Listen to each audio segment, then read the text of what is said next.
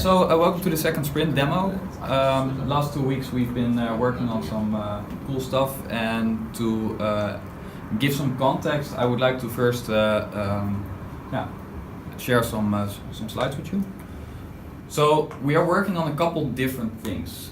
First off, we're working on the Me app, which is an identity app, a digital identity for your wallet, records and identification.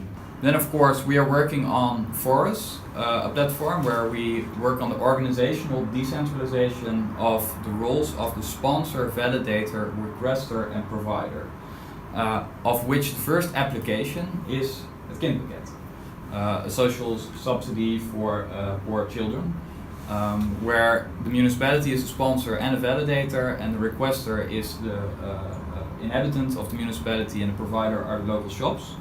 And then we have the SBIR, which is a grant we got. It's a small business innovation and research, where they give us the opportunity to research things that we otherwise would not have the resources for. And within this, we are working basically on migrations, on a strategy of going from our current product, which is a digital identity, in example for the Me app, to go from that to a self-sovereign identity. A self-sovereign identity means that you are the owner of your data. There's no party that you rely on to be able to access your identity and to share it. So this is what we are working on, next to working on making Platform Forus, which is now being organizationally decentralized. So instead of the municipality managing everything, people in this interaction do everything together. This organizational decentralization is the first step. We also want to decentralize the infrastructure, the technical part, where, for example, blockchain and other technologies come in to make this such that people using the system are not dependent on Foundation Forus, but they are in a decentralized interaction where everybody in the network is essentially equal. So these are the products, the projects that are going on, these three, and we will go through them, each of them today, to give a status update of what's going on. This sprint we were designing records, everything that is connected to your personal records. So we have the Android version and the iOS. So we can start with iOS. So with this functionality, the user is able to create records and validate them and see how many validators did validate these records. So it will go like this. The screen, those screens in the current version, they are just like in icons. We are gonna draw them, like there will be like some custom cool icons. So from here you can see like, favorites. So you can add the most useful records as your favorites, and here you have categories. Then if you tap create record, you can choose the category, the type of the record, and the record itself. After this, you submit it and select the validators. So the list of the validators will be fixed. So you can choose the validator, or of course validate later, not to stuck on this screen. But this is how it will look like.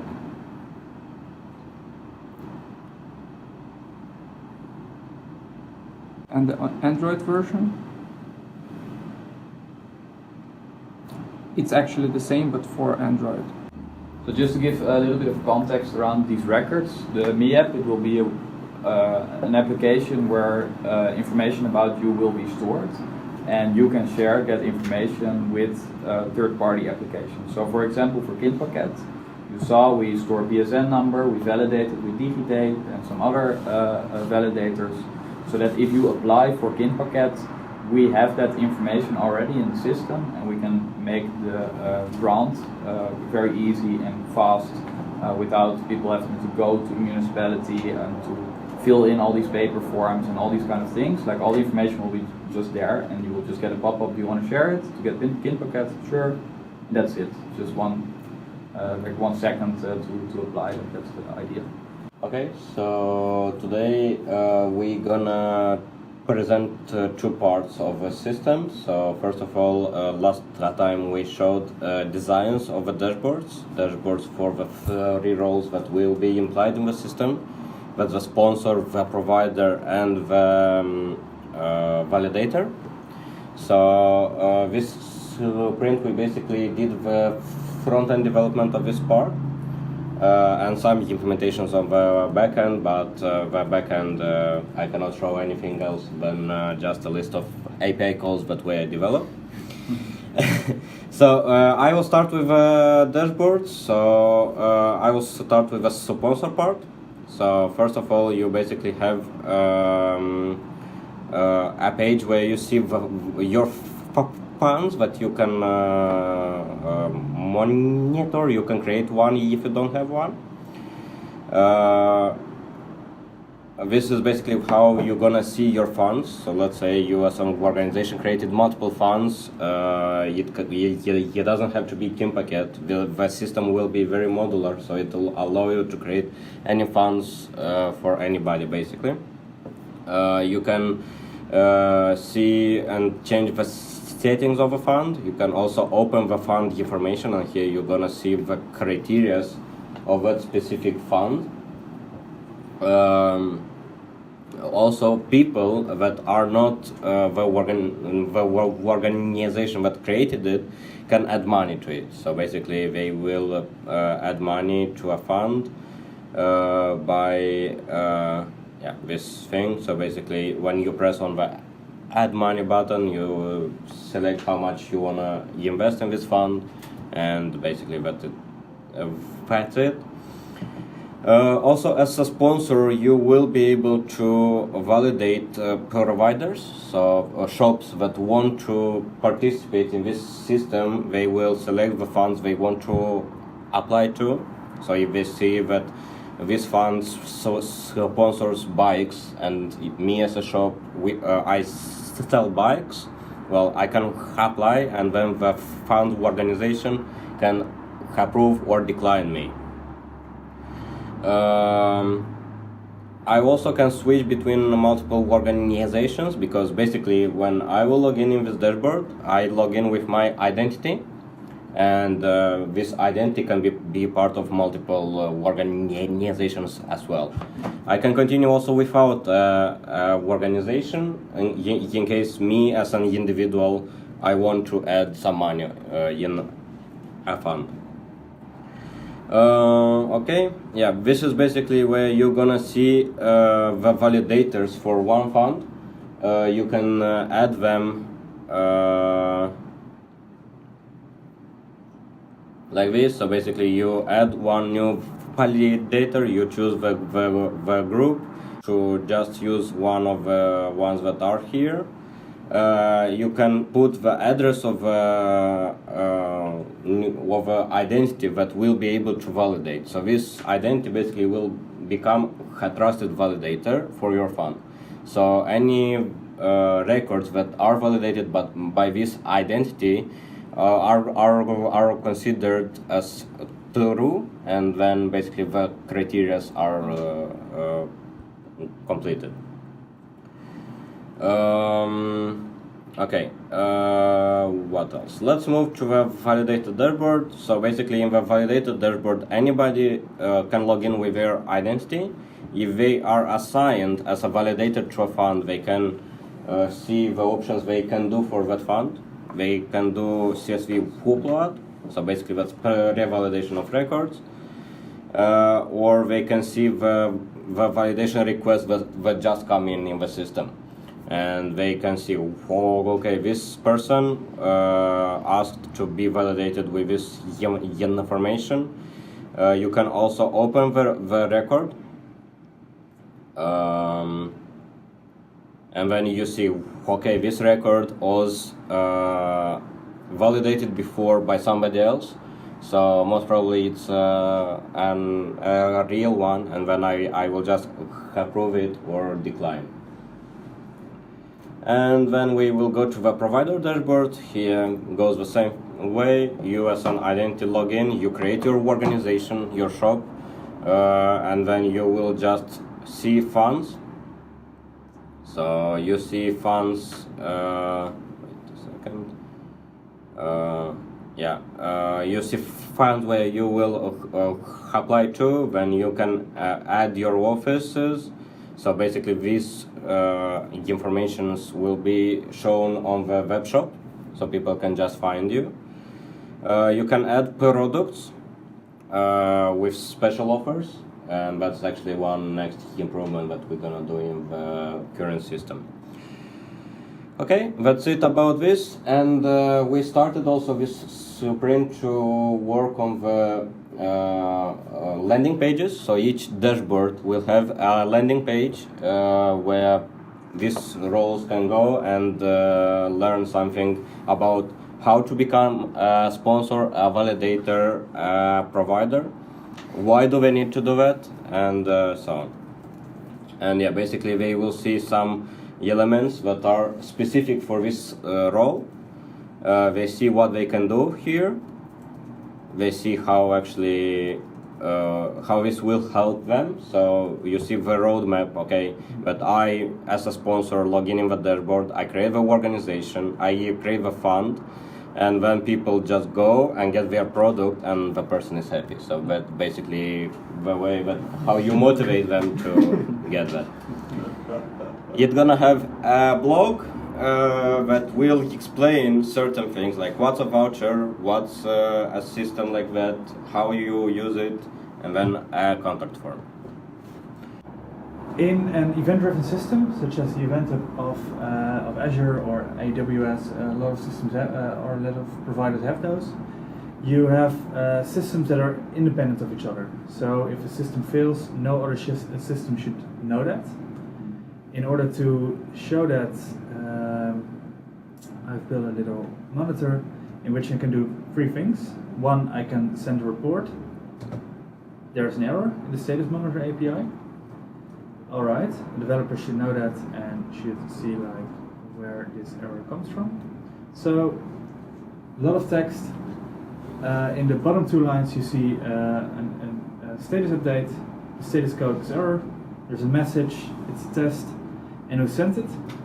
You can also cut the connection. What happens if something goes offline. Same thing in the logs, you can see why it is offline, and refresh and you see that everything is healthy. Independency is guaranteed by, or is actually just guaranteed if something goes online, it simply appears. There we go. Those four dots that represent basically a separate container. So there are what Martijn already said, it's three separate systems. And this is like an overview for like somebody in control of beheer.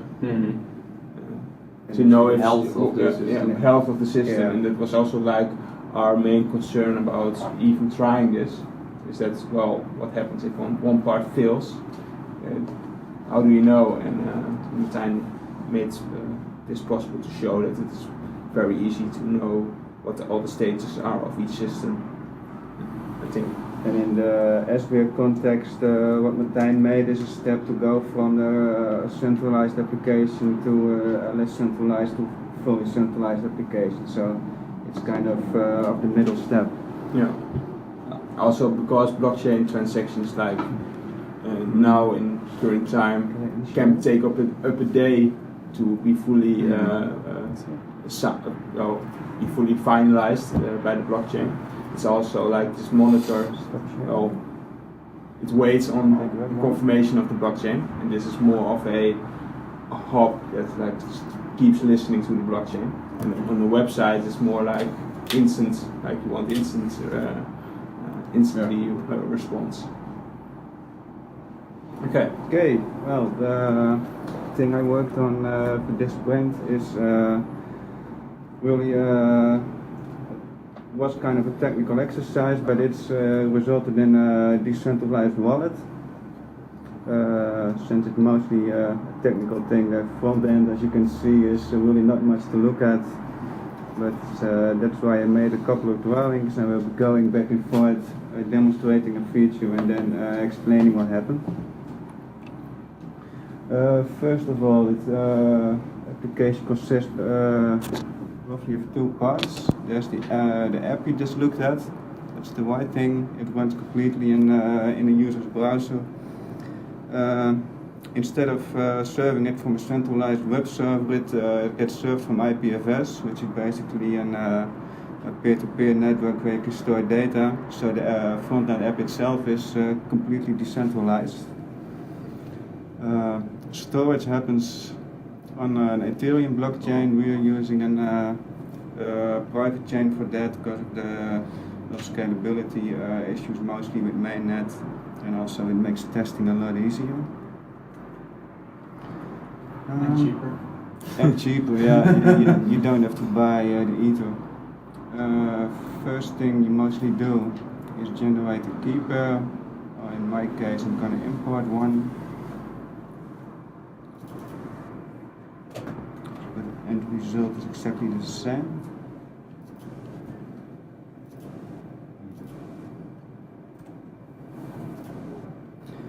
It's the key I just imported. Really all it does, it stores the key in your browser. At the moment it's not secure, but that's something we'll take on in a later point. The cool thing I think about it is that you can create an identity to give it a name, and also if to choose which key you want to use to transmitted to the blockchain. The block time on our node is like about 5 seconds, so we just wait for that, and then we see we just created our own self-sovereign identity on the blockchain. Yeah. One thing you see is the contract address, the other one is the key we used to create it, and that's also the one you use to control it when you interact with it later on. This is a small drawing of what we just did. The app sent the actual contract data to the blockchain and created the contract, which also gets an address like everything on the chain. And also here you can see the contract data. So really your identity is something you create yourself. And also of course it stores your public key, so you can use it later on. Now what you can do with it, for now, you can just add some arbitrary data, like my first name.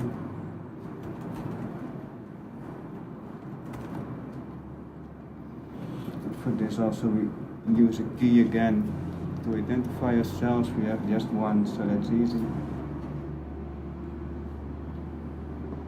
Wait on the block. Yeah, wait until it generates the block again. Now we see we have a record added to our identity. Let's see what really happened here. We made a transaction. The record data was signed with a private key we have, and that tells the contract, of course it has the public key that it can trust us, and it adds the record to the identity. Next to identities, we can manage some currencies.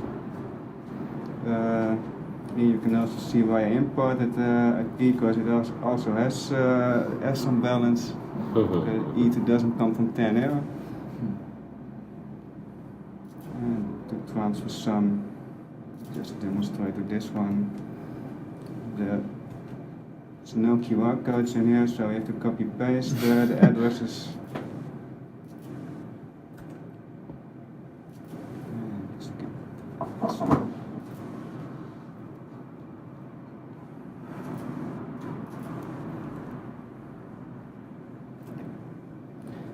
We see your identity now also owns 50 Ether, or way that is, I think. Like anything on blockchain, everything has an address. So what we did here was make a transaction, sign it with a private key which is related to the address. and so the blockchain knows who we are and that we own the Ether.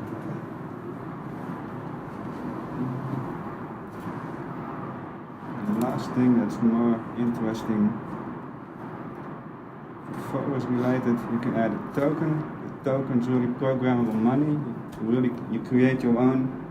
It's you make the rules for spending it, how it gets minted. I created one earlier because you don't really create them your own, but you just add them to the address to your wallet, so it knows where it is. Gcoin.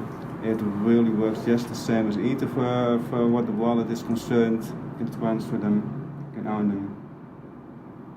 All right, so yeah, that's it. Well, thank you all for joining.